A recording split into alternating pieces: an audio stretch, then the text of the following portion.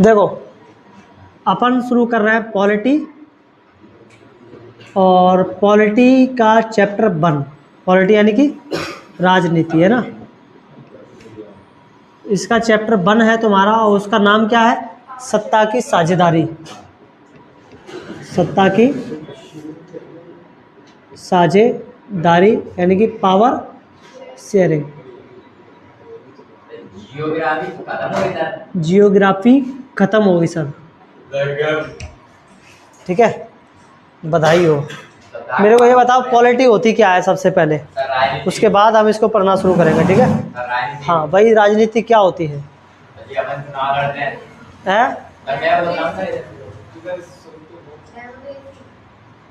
Democracy तो उसका type है पॉलिटी का। डेमोक्रेसी को अपन पॉलिटी नहीं कह सकते।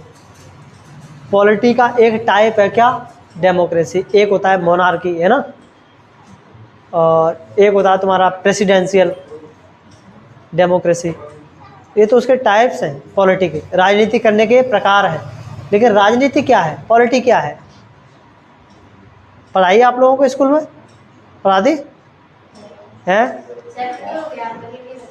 चैप्टर हो गया और ये नहीं बताया, तुमने पूछा भी नहीं कि बताओ पॉलिटी क्या होती है, हैं? कम से कम पूछना तो चाहिए मास्टर को। तो देखो, दो टर्म्स हैं, एक राजनीति और एक संविधान। शायद इनमें कन्फ्यूजन हो सकता है, इसलिए मैं इनको दोनों को साथ में समझा देता हूँ, यानी कि पॉलिटी एंड कॉन्स्टिट्यूशन, ठीक है। पॉलिटी का सिंपल सा मतलब है कि किसी देश की शासन व्यवस्था या कहें अपन राजनीतिक व्यवस्था कैसे चलती है, वो पॉलिटी है।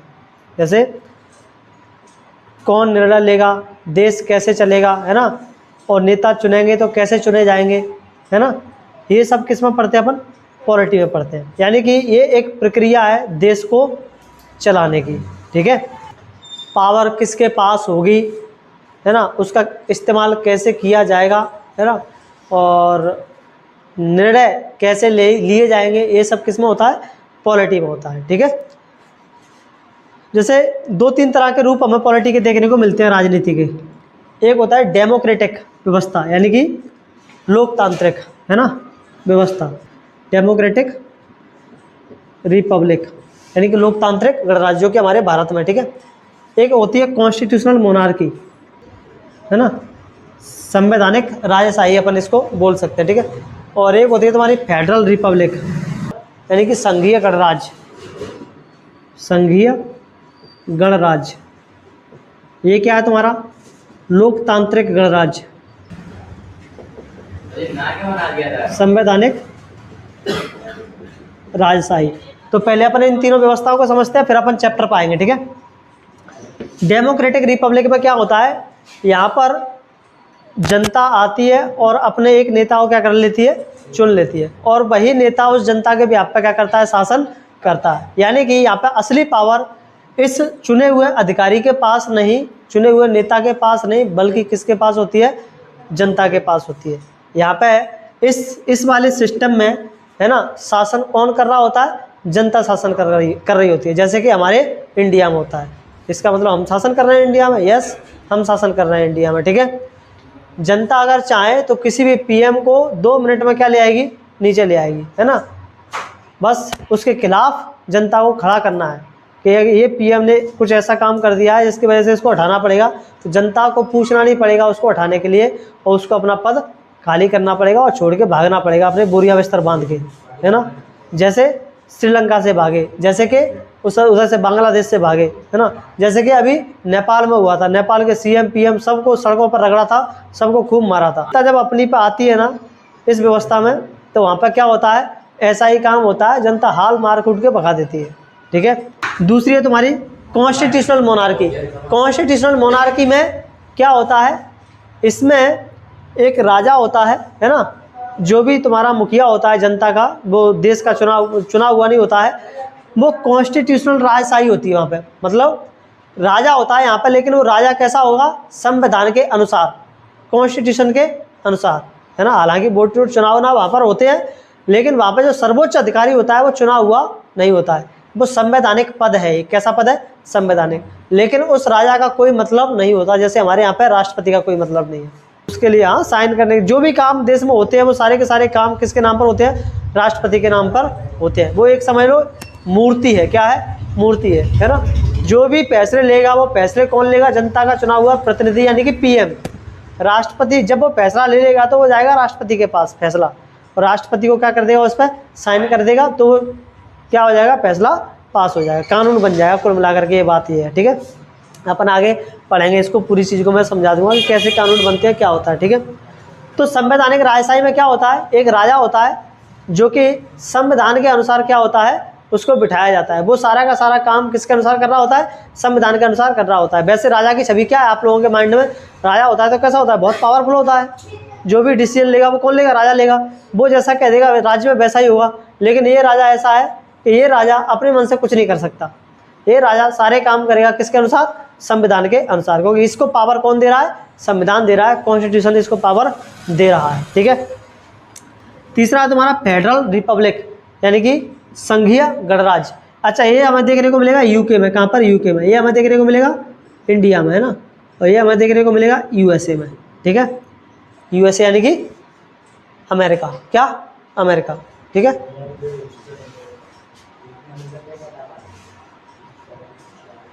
संघीय प्रणाली में क्या होता है? संघीय प्रणाली में भी इसमें क्या होता है? जैसे हमारे यहाँ पर पीएम होता है सबसे पावरफुल, तो वहाँ पर पीएम नहीं, कौन होता है?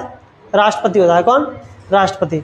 तो जहाँ पर सर्वोच्च अधिकारी अगर राष्ट्रपति है, वो देश को चला रहा है, वो प्रमुख फैसले ले रहा है, तो उसको अपन बोलते हैं क्या? संघीय व्यवस्था यानी कि फेडरल सिस्टम। तो ऐसा चलता है किसमें? अमेरिका में। हमारे यहाँ पे पावरफुल जितना अमेरिका में राष्ट्रपति होता है उतना पावरफुल हमारे यहाँ पर कौन होता है? पीएम होता है ना। बराबर की शक्तियाँ उनकी दोनों की। ठीक है, संविधान क्या है? संविधान एक दस्तावेज है ना, एक डॉक्यूमेंट है जिसमें लिखा हुआ है कि पॉलिटी करने वाले लोग हैं, वो पॉलिटी करेंगे, राजनीति करेंगे तो कैसे करेंगे? वो सारे के सारे रूल्स कानून किस में लिखे हुए हैं? उस संविधान में लिखे हुए हैं। लोगों के क्या अधिकार होंगे क्या नहीं, है ना, वो सारे के सारे लॉ कानून कहाँ पे लिखे हुए हैं? उस कॉन्स्टिट्यूशन में लिखे हुए हैं। तो ये एक डॉक्यूमेंट है। ठीक है, इसके अनुसार राजनीति की जाती है ना। समझ में आ गया राजनीति क्या है और संविधान क्या है? ठीक है, अब अपन आते हैं इस चैप्टर पे, है ना, कि ये चैप्टर क्या कह रहा है। तो मान लो कोई स्कूल है ना, आप लोगों के स्कूल में भी कोई ना कोई तो हेड बॉय रहता हुआ है, स्कूल का रहता है कि नहीं रहता? हेड बॉय, हेड गर्ल्स, जो पूरे का पूरे स्कूल को क्या कर रहा होता है ना, बच्चों को इंस्ट्रक्शन दे रहा होता है ना। कौन से गेम में कौन से लोग खेलेंगे, कौन से नहीं खेलेंगे, सारे के सारे फैसले कौन ले रहा होता है? वह ले रहा होता है। ट्रॉफी किसको मिलेगी, किसको नहीं मिलेगी, है ना, कौन उसको मतलब लेने के लिए जाएगा, कौन नहीं, सब के सब कौन देख रहा होता है? वही देख रहा होता है। अगर यहाँ नहीं है अपने स्कूलों में तो ऐसा नहीं है कि दूसरे स्कूलों में भी नहीं है ना। जो इंटरनेशनल स्कूल्स हैं, है ना, जो बड़े बड़े स्कूल्स हैं, उनमें जा कर के आप देखेंगे तो ऐसी चीज़ें हमें वहाँ पर देखने को मिलती है। ठीक है, तो क्या होता है इससे क्या होता है? इससे होता यह है कि बाकी के बच्चे, है ना, ऐसे बस करके बस बैठे रहते हैं, कब ये मिल जाए और कब इसको नोच के और क्या कर दें? फेंक दें, है ना, खा जाए। क्योंकि दूसरों का ईगो क्या होता है? हर्ट होता है उससे, है ना, और वो अपना चलाया जा रहा है, उसको थोड़ी ना पता चल रहा है कुछ। तो क्या हुआ, जैसे ही दोस्त उससे जलेंगे भरेंगे, है ना, तो वो दोस्त क्या करेंगे? वो दोस्त सोचेंगे यार कुछ ना कुछ तो करना पड़ेगा इसका, नहीं तो ये क्या कर देगा, हमें ऐसे ही नचाता रहेगा। तो उन दोस्तों ने क्या किया? उन दोस्तों ने सबने मिलकर के एक संस्था बनाई, है ना, एक यूनियन बनाई, और प्रिंसिपल के साथ पास गए, एक काम करो, ये जो अकेला व्यक्ति है ये फैसले नहीं लेगा, आज से, है ना, स्कूल के ये जो सारे के सारे ग्रुपों के बच्चे हैं, इन सभी ग्रुपों में से एक एक बच्चा ले लो, है ना, जो भी आप चुनना चाहते हैं, जो भी मतलब इनके भी चुनाव करवाओ, फिर हर ग्रुप से एक बच्चा आएगा, फिर उनकी एक यूनियन बनाएंगे, है ना, और वो यूनियन क्या करेगी? फैसले लेगी, है ना। इससे क्या होगा? इससे वो जो स्कूल में जो कलेश होते रहते हैं, है ना, वो कलेश क्या हो जाएंगे? मिट जाएंगे। स्कूल में शांति बनी रहेगी, है ना, और सुरक्षा की दृष्टि से वो कैसा होगा? वातावरण अच्छा होगा, है ना। तो यही होता है, यही होता है जब पावर किसी एक व्यक्ति के हाथ में होती है, तो एक व्यक्ति के हाथ में अगर पावर होती है तो वहाँ पर कलेश ज़्यादा देखने को मिलते हैं, वहाँ पर शांति नहीं होती है, वहाँ पर सुरक्षा के क्या होते हैं, बहुत ज़्यादा लफड़े बने रहते हैं, है ना। लेकिन जब यही शक्ति, है ना, क्या हो जाए, बट जाए, ग्रुपों में बट जाए, अलग अलग ग्रुपों में, तो वहाँ पर शांति भी बनी रहती है, सुरक्षा भी बनी रहती है ना, और डेवलपमेंट के काम भी कैसे होते हैं, अच्छे होते हैं। यानी कि सारी की सारी चीज़ें कैसी हो जाती है, थोड़ी सी बेहतर हो जाती है, क्योंकि वो लोग जो विरोध कर रहे हैं वो लोग विरोध करना क्या कर देते हैं, बंद कर देते हैं, है ना। तो अपन इस चैप्टर में क्या पढ़ने वाले हैं, यही पढ़ने वाले हैं पावर शेयरिंग। क्या, पावर शेयरिंग। अपन सत्ता का मतलब आज समझ गए, शक्ति यानी कि पावर, और साझेदारी का मतलब है सत्ता को क्या कर देना, बांट देना, अलग अलग ग्रुपों में बांट देना, ठीक है। उसको अपन कहते हैं क्या, साझेदारी, ठीक है। बहुत सारे सामाजिक समूह होते हैं, उन सामाजिक समूहों को सत्ता दे दो, है ना। सामाजिक समूह जैसे हिंदू हो गए, मुस्लिम हो गए, है ना, सभी में क्या कर दो, सत्ता को क्या कर दो, बांट दो, ठीक है। बहुत सारी संस्थाएं होती हैं, है ना, उन संस्थाओं में पावर को क्या कर दो, बांट दो। जैसे हमारे यहाँ पर संस्थाएं, है ना, जैसे कि सुप्रीम कोर्ट, न्यायालय हो गया, है ना, तुम्हारा वो हो गई, संसद हो गई, है ना, राष्ट्रपति हो गया, ये हमारी क्या है, संस्था है। हमने क्या कर दिया, इनमें शक्तियों को बांट दिया है, ठीक है। तो सामाजिक समूहों में, संस्थाओं में शक्तियों का बांटना ही क्या कहलाता है, सत्ता की साझेदारी कहलाती है, यानी कि पावर शेयरिंग कहलाता है, ठीक है। अच्छा, पावर शेयरिंग से होता क्या है, होता यह है कि अगर पावर एक व्यक्ति के हाथ में रहती है तो वो अकेला फैसला लेता है, फैसले गलत होते हैं ज़्यादातर, है ना, ठीक तरह से फैसले नहीं हो पाते हैं। जब पावर शेयरिंग होती है तो उसमें सभी ग्रुपों का, सभी समूहों की हिस्सेदारी होती है, सारे लोगों की हिस्सेदारी होती है ना। जब भी कोई डिसीजन लिया जाता है तो वो डिसीजन उन सब से क्या किया जाता है, पूछ करके लिया जाता है, जिससे जो भी डिसीजन होगा उस डिसीजन पे कैसा डिसीजन होगा, वो बहुत अच्छा डिसीजन होगा, उसका विरोध भी क्या होगा, बहुत कम होगा, ठीक है। अच्छा, अगर आप लोगों से कोई यही पूछ ले कि पावर शेयरिंग करना जरूरी क्यों है, तो मैंने जो समझाया उस पर आप लोग लिख सकते हैं 2-4 10-20 वर्ड, क्यों जरूरी है, चलो बताओ।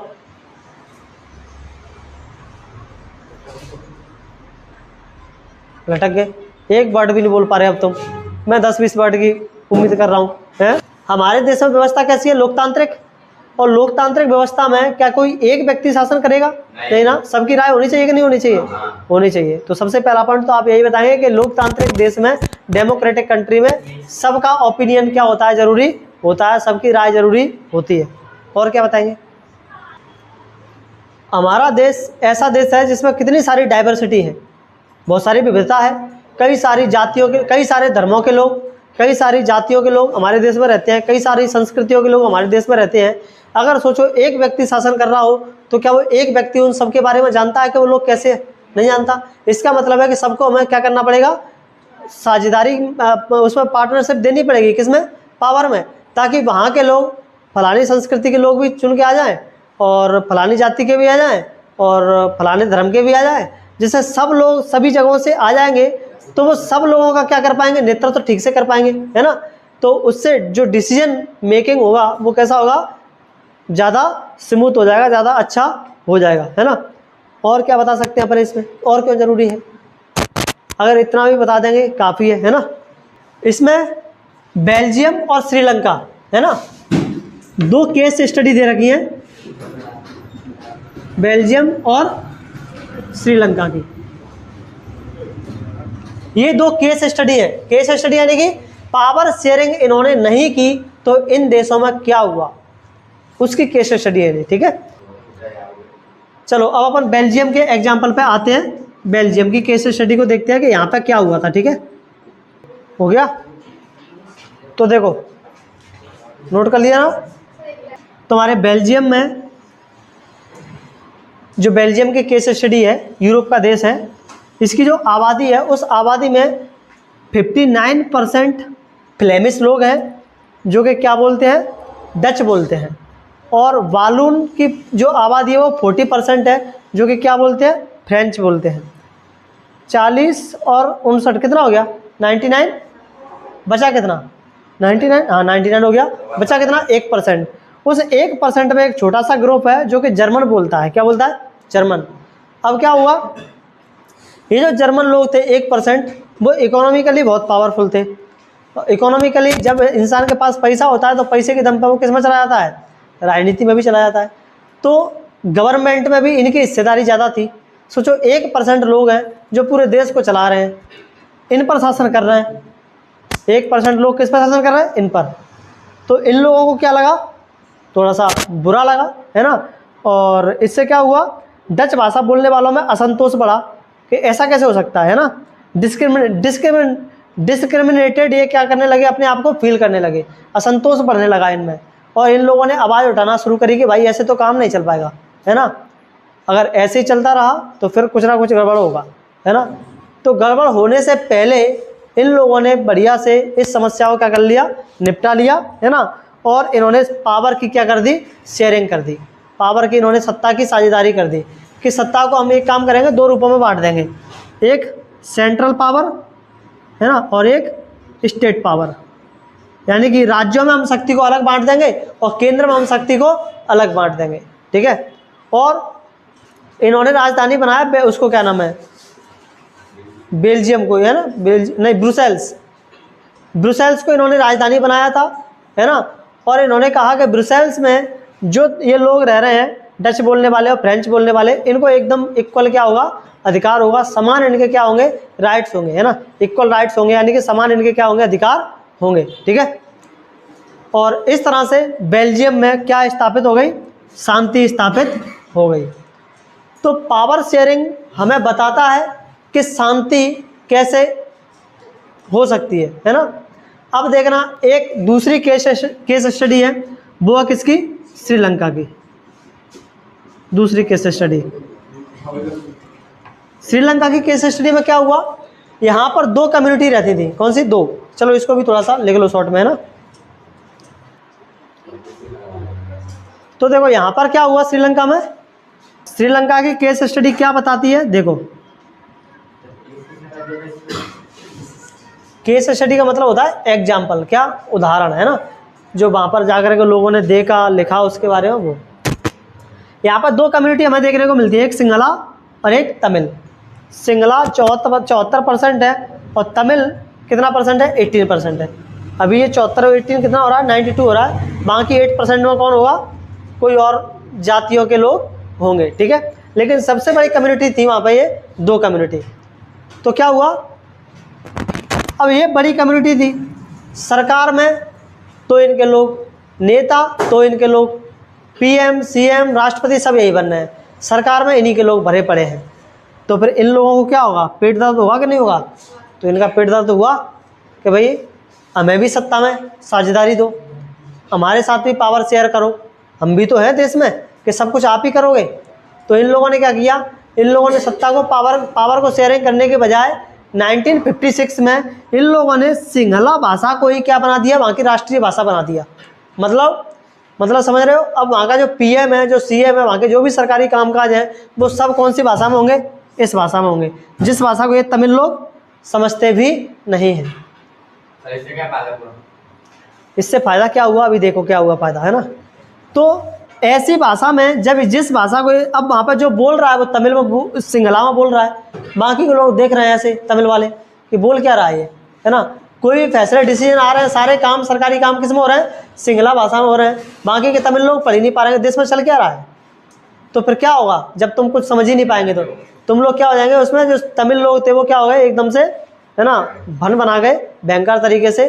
और इन लोगों ने क्या कर दिया, विद्रोह करना शुरू कर दिया। और ये विद्रोह बदल गया वहाँ की सिविल वॉर में। सिविल वॉर में यानी कि पूरे देश में गृह युद्ध होने लगे, है ना।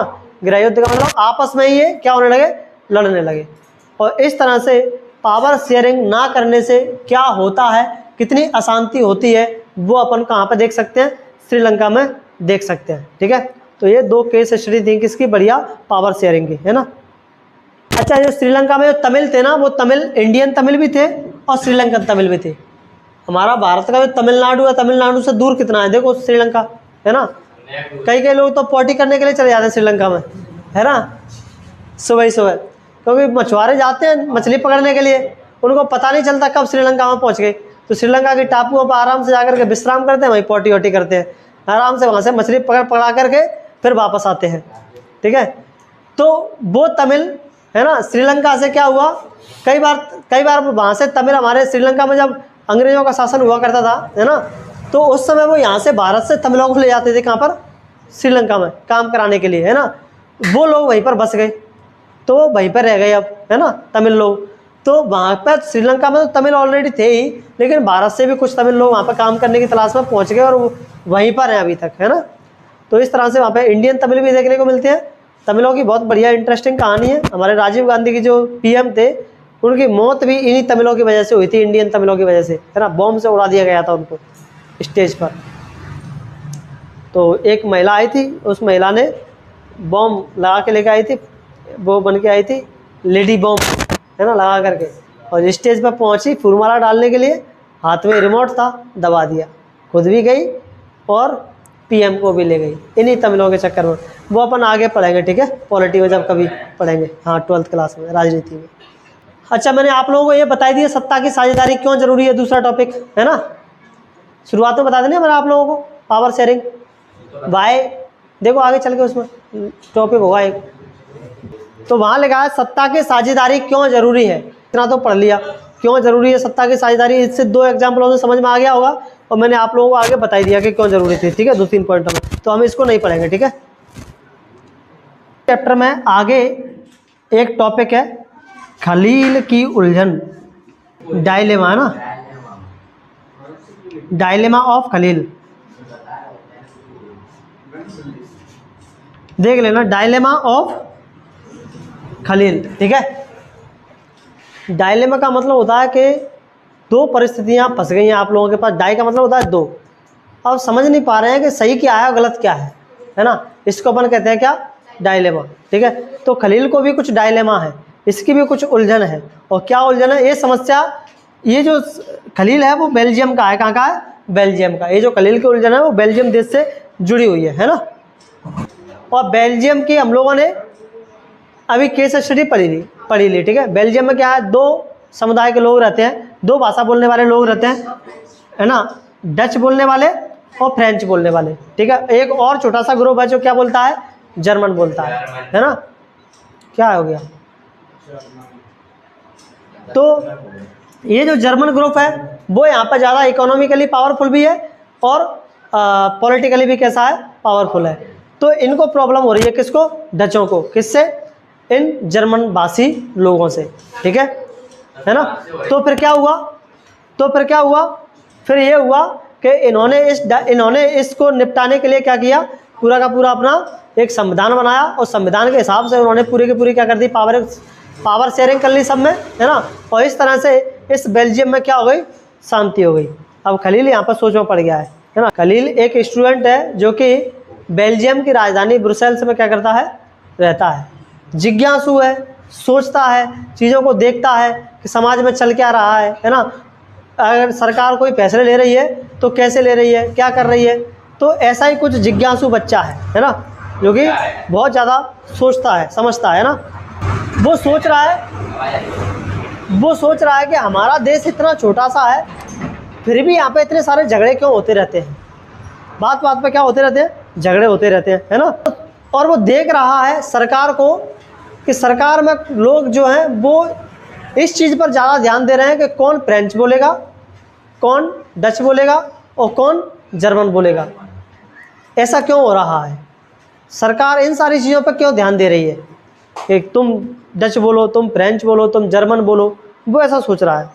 तो वो सोच रहा है क्या हम सब बेल्जियन नहीं है, बेल्जियम में रहने वाले लोग क्या कहलाएंगे, बेल्जियन कहलाएंगे, ठीक है। जैसे इंडिया में रहने वाले लोग इंडियन कहलाते हैं, ठीक है।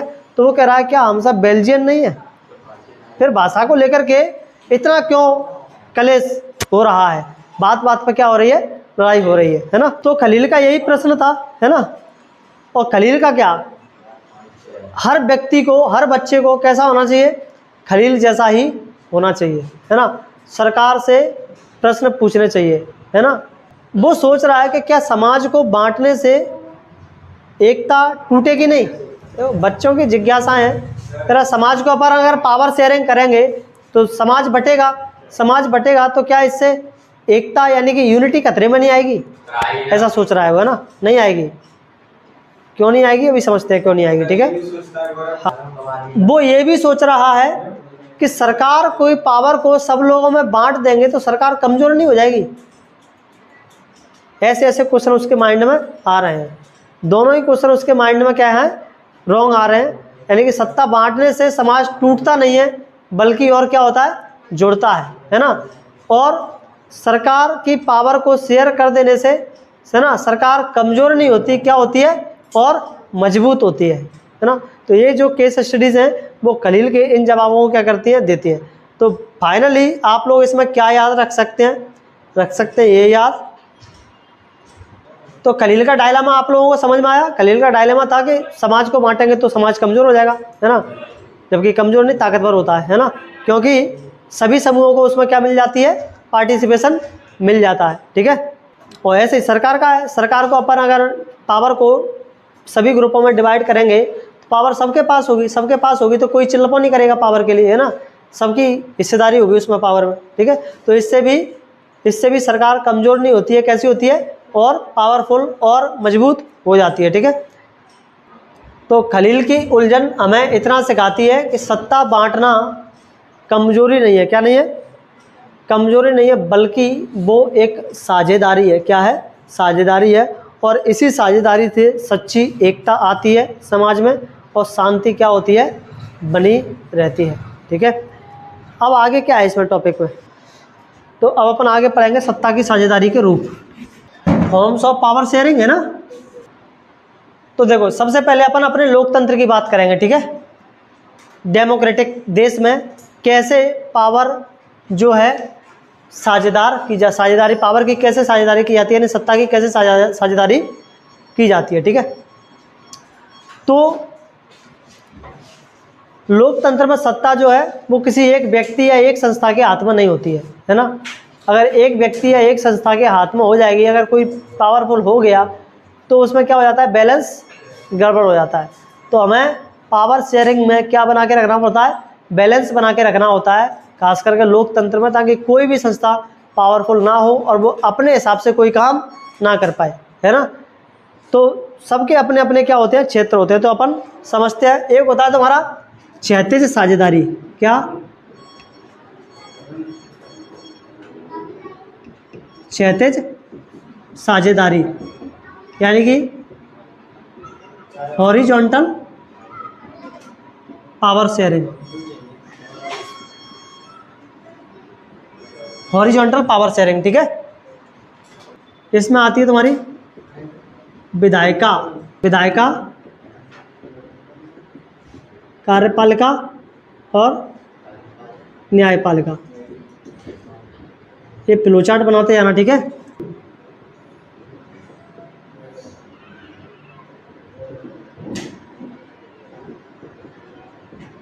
एग्जीक्यूटिव एंड जुडिशियरी, चला समझ रहे हैं इसको। तो हॉरिजॉन्टल पावर शेयरिंग में हम क्या करते हैं, हॉरिजॉन्टल का मतलब क्या होता है, एक ऐसे पावर शेयरिंग हो, है ना, हॉरिजॉन्टली। और वर्टिकली का मतलब पावर शेयरिंग जब ऊपर से नीचे की तरफ हो, है ना। अगर ऊपर से नीचे की तरफ पावर शेयरिंग हो रही है तो इसको अपन वर्टिकली बोलेंगे। हॉरिजॉन्टली का मतलब है सब के सब कैसे हो, एक बराबर स्तर पर हो, तो उसको अपन क्या बोलते हैं, हॉरिजॉन्टल, यानी कि क्षैतिज, है ना, साझेदारी बोलते हैं सत्ता की, ठीक है। तो इनके बीच में सत्ता की साझेदारी कैसी होती है, हॉरिजॉन्टल होती है। सबके सबको बराबर शक्तियां प्राप्त होती हैं, है ना। कोई भी ज़्यादा पावरफुल नहीं है, कोई भी कम पावरफुल नहीं है, सभी एक दूसरे को चेक एंड बैलेंस करते रहते हैं। चेक एंड बैलेंस का मतलब है ना, अगर इसने कुछ ऊंच नीच की तो ये तैयार बैठी है उसके लिए, है ना, ये कुछ करेगा तो ये तैयार बैठी है उसके लिए, तो ये कुछ भी अपने मन का नहीं कर सकते, ठीक है। क्या होता है विधायिका, ये जो तुम्हारी विधायिका है, पहले हम विधायिका को पढ़ते हैं, ठीक है। इसी को अपन लेजिस्लेचर यानी कि संसद भी बोलते हैं, क्या बोलते हैं, संसद, है ना, या इसी को अपन पार्लियामेंट भी बोलते हैं, क्या बोलते हैं, पार्लियामेंट या लेजिस्लेचर, ठीक है। इतने सारे नाम है इसके, या तो पार्लियामेंट कह दो इसको, या लेजिस्लेचर कह लो, यानी कि या तो संसद कह दो या फिर विधायिका कह दो, ठीक है। ये तुम्हारी तीन चीज़ों से मिलकर के बनी होती है ना। एक लोकसभा, एक राज्यसभा और एक राष्ट्रपति। कौन? राष्ट्रपति, ठीक है, यानी कि प्रेसिडेंट, है ना। लोकसभा और राज्यसभा और राष्ट्रपति से मिलकर के तुम्हारी कौन सी बनती है? विधायिका बनती है। इसका काम क्या होता है? इसका काम होता है कानून बनाना। क्या करना? कानून बनाना, है ना। इसका काम क्या है? कानून बनाना, यानी कि लॉ फॉर्मेशन, ठीक है, लॉ फॉर्मेशन। कैसे कानून बनता है समझते हैं अपन, ठीक है। हम क्या करते हैं, हमारे देश में एक लोकसभा के चुनाव होते हैं ना, जो कि अभी 2024 में हुए थे, ठीक है। लोकसभा के चुनावों से कौन चुने जाते हैं? सांसद चुने जाते हैं। कौन चुने जाते हैं? सांसद। इनको अपन क्या कहते हैं? एमपी कहते हैं, मेंबर ऑफ पार्लियामेंट। ये चुने जाते हैं, ठीक है। ये मेंबर ऑफ पार्लियामेंट कहाँ पर बैठते हैं? लोकसभा में बैठते हैं, ठीक है। और हमारे यहाँ पर कितने सांसद चुने जाते हैं? तो लगभग 543। कितने? 543। हमने अपने पूरे के पूरे देश को 543 क्षेत्रों में क्या कर दिया है? बांट दिया है। 545 थे पहले, 2 सीटों को हटा दिया गया है, ठीक है। तो 543 सीटें अब बची हुई हैं। इन पूरे देश को 543 क्षेत्रों में हमने बांट दिया है, यानी कि कुल कितने सांसद चुन के जाते हैं? 543, जो कि कहाँ पर बैठ रहे होते हैं? इस लोकसभा में बैठ रहे होते हैं, ठीक है। और इधर से भी सांसद चुन के जाते हैं, राज्यसभा सांसद, है ना, यानी कि एमपी। ये कितने होते हैं एमपी? शायद 230 होते हैं। कितने? 230। एक बार कंफर्म कर लेना जरा इसको, है तो कितने होते हैं? पता नहीं, तो 230 होते हैं, ठीक है। अरे मेरे को पता है, इतना तो मैंने पॉलिटी पढ़ी है, ठीक है। बस ये है कि मैंने रिवाइज नहीं किया है, तो मेरे को कंफर्म नहीं है। तो 230 सांसद क्या होते हैं, ठीक है। अब क्या होता है, जैसे हमारे मुरैना क्षेत्र का भी एक सांसद है, जिसका नाम है क्या? नरेंद्र सिंह तोमर, है ना। तो वो सांसद हमारे इस क्षेत्र से चुन के गया है। कहाँ पर बैठा हुआ है? यहाँ पर बैठा हुआ है। अब क्या होता है, बहुत सारी पार्टियां होती हैं जब लोकसभा का चुनाव लड़ती हैं। कई सारी पार्टियां हैं देश में, है ना, हजारों पार्टियां हैं, जिनमें से 7-8 पार्टी तो कैसी है? नेशनल पार्टी है ना, जो कि पूरे देश में सभी राज्यों में क्या करती हैं? चुनाव लड़ती हैं। अब सांसद जब जीतते हैं तो एक पार्टी से नहीं होते हैं, सभी पार्टियों से होते हैं, है ना। लेकिन सरकार उसी की बनती है जिस पार्टी के पास सांसद ज़्यादा होते हैं। ज़्यादा कितने? 543 के आधे से एक ज़्यादा होना चाहिए, है ना। लगभग 273-74 के आसपास सांसद होने चाहिए, है ना। तो क्या बन जाएगी तुम्हारी? उस जिस पार्टी के पास इतने सांसद होंगे, वो पार्टी अपनी क्या बना लेगी? सरकार बना लेगी, ठीक है। अब इन लोगों की सरकार बन गई, अभी बीजेपी की सरकार है ना, उसके पास लगभग 300 से भी ज़्यादा, है ना, सांसद होंगे। तो ये हुआ समझाने को। तो इसमें इतना कुछ है कि मैं बहुत समझा सकता हूँ पॉलिटी में तुम लोगों को, हैं, पर मैं सोच रहा हूँ रुक जाऊँ इतने पर ही, क्योंकि तुम्हारे इतना डिटेल में हुआ नहीं ना, चक्कर ये है। अब मैंने तो बहुत सारी पॉलिटी पढ़ी हुई है। तो देखो, सांसद कौन होते हैं? आदमी वो होते हैं मतलब सांसद, मेंबर ऑफ पार्लियामेंट, एमपी बोलते हैं उनको। क्या बोलते हैं? एमपी, है ना। क्या काम करते हैं? और जो विधायक होते हैं उनको एमएलए बोलते हैं, मेंबर ऑफ लेजिस्लेटिव असेंबली, ठीक है। तो जैसे राज्य में विधायक बनते हैं, देश में क्या बनते हैं? सांसद बनते हैं। जैसे एमपी में क्या होंगे? विधायक होंगे। एमपी की सरकार में कौन होंगे? विधायक। जबकि केंद्र सरकार में कौन होते हैं? सांसद होते हैं, ठीक है। केंद्र सरकार में यानी कि सेंट्रल गवर्नमेंट में सांसद बैठते हैं, और स्टेट गवर्नमेंट में कौन बैठते हैं? तुम्हारे एमपी बैठते हैं, वो सॉरी एमपी नहीं, एमएलए बैठते हैं, ठीक है, मेंबर ऑफ लेजिस्लेटिव असेंबली, ठीक है। अब क्या होता है, ये सांसद चुन लिए, मैंने आप लोगों को बता दिया कि सांसद कैसे बनते हैं और सरकार कैसे बनती है। जिसके पास सांसद ज़्यादा होते हैं वो सरकार बना लेगा, ठीक है। और इतना ज़्यादा डिटेल में आपको इसमें नहीं जाना है। सांसद, ये वाले सांसद क्या करते हैं? ये वाले हर राज्य से चुने जाते हैं सांसद, है ना, जो कि राज्यसभा में बैठते हैं जाकर के, ठीक है। क्या होता है, अब जैसे मान लो कि हमें कोई कानून बनाना है, और कानून बनाना है, मान लो कि विवाह की उम्र को लड़कियों की उम्र को भी 21 करना है और लड़कों की उम्र को भी क्या करना है, 21 करना है, ठीक है। तो इसके लिए पहले क्या होगा, इसके लिए जब सेशन चलते हैं, संसद के सेशन चलते हैं, जब विधायक यहाँ पर बैठ रहे होते हैं तो बातचीत कर रहे होते हैं, चर्चा कर रहे होते हैं, एक स्पीकर बैठा होता है जो सारी की सारी बातों को क्या कर रहा होता है, सुन रहा होता है, जिसको अपन लोकसभा स्पीकर बोलते हैं, ठीक है। तो क्या होता है, वहाँ पर चर्चा होगी, है ना, कि देश में ऐसी मांगें उठ रही हैं कि ये वाला कानून बनना चाहिए, तो ठीक है चर्चा कर लेते हैं। फिर सारे ग्रुप, सारे सांसद मिलकर के क्या करते हैं, चर्चा करते हैं। फिर वो अपने जगहों पर जा कर के अपने क्षेत्र में चर्चा करेंगे कि भाई इसके लिए जनता तैयार भी है कि नहीं है।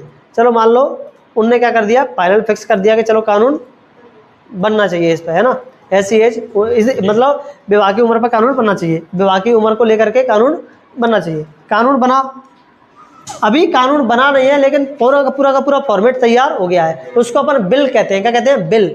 वो बिल यहाँ से जाएगा किसमें, राज्यसभा में, ठीक है। राज्यसभा में जाकर के इन्होंने बिल बना दिया कि हम ऐसा ऐसा कानून लेकर के आने वाले हैं, आप लोग देख लो जरा करना है ऐसा कि नहीं करना है ना। तो ये लोग उस बिल पर क्या करते हैं, चर्चा करते हैं, विचार विमर्श करते हैं, और फिर अगर इनको लगता है कि चीज़ें सही हैं तो ये क्या कर सकते हैं, इसको पहुंचा देते हैं किसके पास, राष्ट्रपति के पास, कि भैया ये बिल आया है, इस पर साइन कर दो। जैसे ही राष्ट्रपति साइन कर देता है वो क्या बन जाता है, लॉ बन जाता है। तो पहले बिल होता है, वो क्या बनता है, बाद में फिर लॉ बनता है, ठीक है। और ये राज्यसभा, क्योंकि पावरफुल व्यक्ति कौन है यहाँ पे, ये सांसद पावरफुल होते हैं, सारी की सारी शक्ति इनके पास होती है। इन्हीं सांसदों में से कोई एक क्या बनता है, पीएम बनता है ना। पीएम कैसे बनता है, पीएम के लिए हम वोट नहीं करते हैं, वोट हम सांसदों को करते हैं। ये सांसद अपने आप में बैठते हैं फिर और कहते हैं अपने आप, जो भी इनका सीनियर लीडर होता होगा जिस पे ज़्यादा भरोसा करते होंगे कि हमारी इस पूरे के पूरे सांसदों की टीम को कौन अच्छे से लीड कर सकता है, उसी व्यक्ति को क्या बना लेते हैं, पीएम बना लेते हैं, ठीक है। अपने आप से ही क्या कर लेते हैं, पीएम चुन लेते हैं, है ना। तो जनता किसको चुनती है, सांसदों को, सांसद अपने आप में से किसको चुनते हैं, पीएम को, ठीक है। तो पावरफुल हाउस, इनमें से पावरफुल हाउस कौन सा होता है, ये, क्योंकि जनता ने किसको चुन के भेजा है, इनको जनता नहीं चुनती है, इनको जनता डायरेक्टली नहीं चुनती है। इनका जो चुनाव होता है वो प्रत्यक्ष रूप से होता है, यानी कि डायरेक्टली चुने जाते हैं, और इनका जो चुनाव होता है वो कैसा होता है, इनडायरेक्टली होता है, यानी कि अप्रत्यक्ष रूप से चुने जाते हैं, है ना। हमने सांसदों को चुना और ये सांसद किसको चुनेंगे, मतलब हम जो एमपी वगैरह होते हैं उनको जो एमएलए वगैरह होते हैं उनको चुनते हैं, वो एमएलए अपने क्षेत्रों से किसको चुन के भेजते हैं, सांसदों को चुन के भेजते हैं, ठीक है। और राष्ट्रपति का चुनाव कैसे होता है, राष्ट्रपति का चुनाव भी डायरेक्ट नहीं होता है, कैसा होता है, इनडायरेक्टली होता है, यानी कि अप्रत्यक्ष रूप से होता है। कैसे, हम लोगों ने इनको चुन के भेजा और ये लोग किसको चुन लेते हैं, राष्ट्रपति को चुन लेते हैं, ठीक है। तो इस तरह से राष्ट्रपति का चुनाव होता है। तो जिसमें जनता सीधे वोट कर रही है वो डायरेक्ट चुनाव होता है, जिसमें जनता सीधे वोट नहीं कर रही है वो इनडायरेक्टली चुनाव होता है, ठीक है। तो पीएम हो चाहे सीएम हो, इनका चुनाव डायरेक्ट होता है, लेकिन राष्ट्रपति का चुनाव कैसा होता है, इनडायरेक्टली होता है। इनको जनता सीधे वोट नहीं करती है, ठीक है। वोट जनता करती है सांसदों को, विधायकों को, है ना। और ये सांसद और विधायक क्या करते हैं, इस राष्ट्रपति को चुनते हैं। तो कानून बनाने की प्रोसेस समझ में आई आप लोगों को, कानून कैसे बन रहा है, ठीक है। पहले बिल बनता है, बिल लोकसभा में भी आ सकता है, राज्यसभा में भी आ सकता है। अच्छा एक चीज़ और, इस बिल के बारे में एक शक्ति होती है, क्योंकि बिल इन्होंने बनाया है और ये लोग वो लोग हैं जो जनता के चहेते हैं, है ना, जिनको जनता ने चुन के भेजा है। ये लोग जो कह देंगे वो बात इनको माननी ही पड़ेगी। तो ये लोग ज़्यादा से ज़्यादा इस बिल को क्या कर सकते हैं, 14 दिन तक अपने पास रख सकते हैं होल्ड करके, बस 14 दिन में इनको ये बिल रिटर्न करना होता है ना, कि भैया ठीक है बना दो बिल। अगर नहीं भी रिटर्न कर रहे हैं तो फिर ये क्या करते हैं, दूसरा बिल पास करते हैं और डायरेक्ट भेज देते हैं किसके पास, राष्ट्रपति के पास। ये बैठे रहते हैं बीच में, है ना। तो लॉ बनाने में सबसे अहम भूमिका होती है किसकी, है ना, सांसद की। ये केवल 14 दिन तक इस बिल को होल्ड कर सकते हैं। 14 दिन के बाद अगर ये जवाब नहीं दे रहे हैं तो फिर इनके प्रेशर में आकर के इनको बिल किसको भेज देना पड़ता है, राष्ट्रपति को आगे बढ़ाना पड़ता है। और राष्ट्रपति के पास भी पावर नहीं है इस बिल को कानून बनाकर मतलब बनाने की, रोकने की। राष्ट्रपति भी इस बिल को क्या कर सकता है, कुछ दिन तक होल्ड करके रख सकता है, उसके बाद इसको साइन करने ही होते हैं। अगर राष्ट्रपति ज़्यादा से ज़्यादा कर सकता है तो कितना, कि भैया इसमें ये चीज़ ठीक कर लो, मुझे ये चीज़ ठीक नहीं लग रही है ना। उसके बाद जो राष्ट्रपति ने रिकमेंडेशन दी इनको लोकसभा को, लोकसभा उनमें संशोधन कर भी सकती है, नहीं भी कर सकती। वो कहेगी नहीं हमारे हिसाब से तो ठीक है, तुम तो साइन करो, तो राष्ट्रपति को क्या करने पड़ेंगे, साइन करने पड़ेंगे, है ना। राष्ट्रपति की यहाँ पे बिल पर बिल्कुल भी नहीं चलती है। लेकिन राष्ट्रपति के पास एक शक्ति होती है जिसको अपन कहते हैं वीटो पावर। क्या बोलते हैं, वीटो पावर, जिसमें एक पावर होती है पॉकेट वीटो। क्या, पॉकेट वीटो। पॉकेट वीटो का मतलब होता है कि उसने जो बिल आया उसको अपनी पॉकेट में डाल लिया। पॉकेट में डाल लिया का मतलब है डाल दिया अपने, जो भी जहाँ भी डालना होगा वहाँ पर रख दिया उसने बिल को, है ना। अब ये लोग कह रहे हैं भाई साइन कर दो, करेंगे, सोचेंगे, ऐसा ही करते रहेंगे, वो टालते रहेंगे बात को, है ना। और ये बात अनंत काल तक टाली जा सकती है, और ऐसे में वो कभी कानून बनेगा ही नहीं। तो राष्ट्रपति को अगर ऐसा लगता है कि कोई कानून ऐसा है अगर ये बन गया तो समाज को इससे बहुत ज़्यादा क्या होने वाला है, नुकसान होने वाला है, तो फिर वो क्या करता है, उसको पॉकेट वीटो का इस्तेमाल करके उसको डाल देता है, जवाब ही नहीं देता है कुछ। और वो कानून, वो बात वो जो प्रावधान किया गया है वो इसीलिए प्रावधान किया गया है ना। लेकिन आज तक इसका इस्तेमाल नहीं हुआ है। एक ही बार इस्तेमाल हुआ है, वो भी राजीव गांधी के काल में इस्तेमाल हुआ था, है ना। उस समय पता नहीं कौन थे वो राष्ट्रपति, मेरे को याद नहीं आ रहा, नहीं मुझे नाम याद नहीं आ रहा, अजीब सा नाम है वो। तो वो राष्ट्रपति ने एक बार, वो राष्ट्रपति हुआ था राजीव गांधी के समय 1985 के आसपास, हाँ 80-85 के दौर में। उस समय उस राष्ट्रपति ने वीटो पावर का इस्तेमाल किया है। आज तक कोई राष्ट्रपति वीटो पावर का इस्तेमाल नहीं किया। तो राष्ट्रपति जो है कठपुतली है, क्या है, कठपुतली, है ना, जो कि किसके इशारों पर नाचती है, इनके इशारों पर, है ना, लोकसभा के मतलब पीएम के इशारों पर, ठीक है। तो पावर शेयरिंग हम लोगों ने पढ़ ली और विधायिका हम लोगों ने पढ़ ली, ठीक है। अगली है तुम्हारी कार्यपालिका। अब कानून बन गया, है ना। कानून बनने के बाद में ये कानून जाता है किसके पास, एग्जीक्यूटिव के पास, है ना। एग्जीक्यूटिव क्या करती है, इस कानून को लागू करवाती है पूरे देश में, है ना। ये कानून क्या होगा, पूरे देश में एकदम ग्रामीण लेवल से लेकर के पूरा का पूरा उच्च लेवल तक क्या होगा, ये लागू होगा कानून। तो एग्जीक्यूटिव का काम क्या होता है, कानून को लागू करना, ठीक है। सीएम के अंदर में कितने एमएलए रहते हैं हैं, सीएम के अंदर में क्या कितने एमएलए रहते हैं? एमएलए पूरे ही एमएलए रहते हैं सीएम के अंडर में, जो भी जितने से सीएम, अभी पढ़ेंगे उसको, ठीक है, अभी पढ़ेंगे, अभी आगे आएगा वो टॉपिक, तो वहाँ समझा देंगे। तो मैं क्या कह रहा हूँ आप लोगों से, एक कार्यपालिका, कार्यपालिका का मतलब है सरकार, क्या, सरकार, है ना।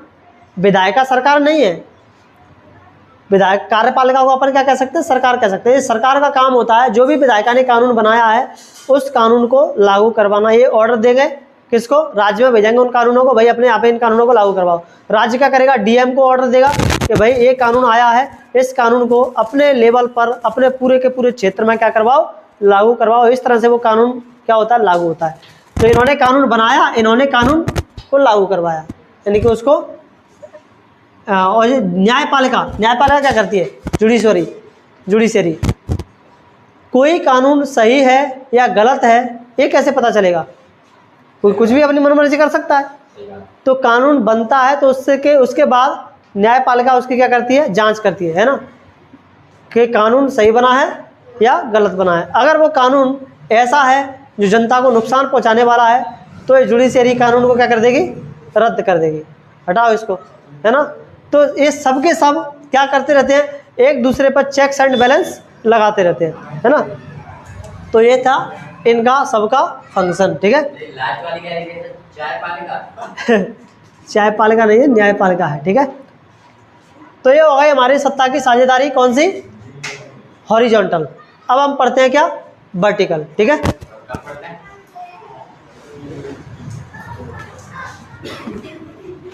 बताओ समझ में आई पॉलिटी, है, नो सर।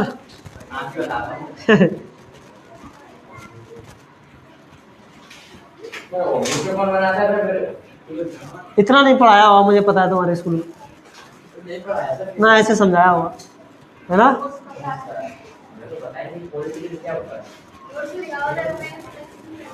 नोट्स पकड़ा दिए और समझा दिया उसमें से, है हो गया काम। मेरे यहाँ पर तुम्हें सारे सब्जेक्ट एकदम मिलेंगे प्रो लेवल के, है ना।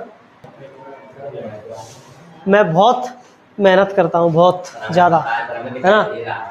इतना अच्छा पढ़ा पाता हूँ, तो ऐसे ही थोड़ी ना मुंह उठा के आ जाता हूँ पढ़ाने के लिए, ठीक है। सारे प्रो वर्जन यूज़ करता हूँ मैं, वीडियो के एडिटिंग के लिए प्रो वर्जन, तुम्हें पढ़ाने के लिए प्रो वर्जन। इतना सारा पैसा ख़त्म कर रहा हूँ पढ़ाई पर, अपनी पर और तुम्हारी पर, फिर अच्छा पढ़ाऊँगा नहीं मैं, है। चलो सामुदायिक सत्ता की अगली है तुम्हारी ऊर्ध्वाधर सत्ता की साझेदारी, है ना, वर्टिकल पावर शेयरिंग। इसमें कैसा होता है पावर शेयरिंग? ऊपर से नीचे की तरफ, यानी कि सबसे ऊपर होगा तुम्हारा केंद्र सरकार, कौन? केंद्र। फिर इसके नीचे आएगा राज्य, है ना, यानी कि सेंट्रल। उसके बाद स्टेट, स्टेट के नीचे आ जाएगा तुम्हारा क्या? जिला, है ना, यानी कि डिस्ट्रिक्ट। और डिस्ट्रिक्ट के नीचे तुम्हारे कौन आ जाएंगे? Local bodies. क्या आ जाएंगी? लोकल बॉडीज, ठीक है, यानी कि स्थानीय शासन, ठीक है।